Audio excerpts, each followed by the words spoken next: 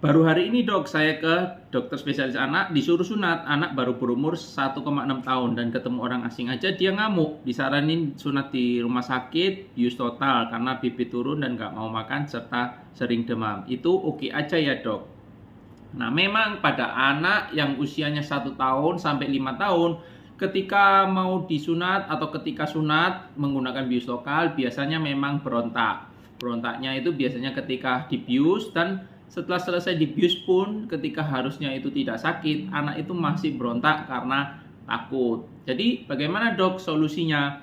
Nah jika orang tua itu masih tega, kita pegangin anaknya ketika kita bius, kita pegangin, dan waktu tindakan itu kita pegangin, anaknya meskipun berontak-berontak, orang tuanya masih tetap tega, kita pegangin, ya enggak apa-apa, kita bisa lakukan bius lokal saja, kemudian dilakukan di tempat sunat atau di rumah sunat. Tapi jika memang orang tua tidak tega, kasihan anaknya berontak, nangis, nah itu bisa dilakukan sunat di rumah sakit untuk dibius total.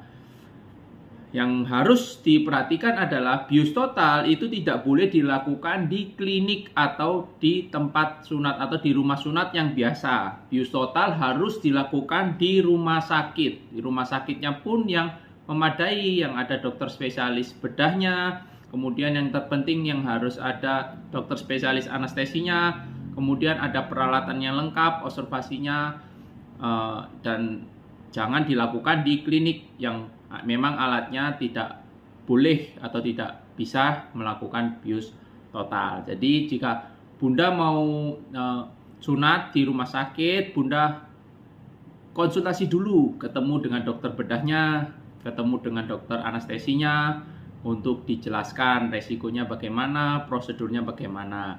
Tidak masalah kok, meskipun di rumah sakit juga oke, asalkan dokter spesialis, dokter anestesinya itu Bunda sudah kenal, Bunda sudah percaya.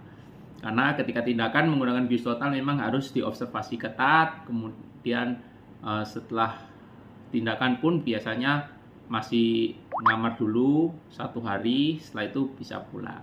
Sekian video dari saya, semoga membantu.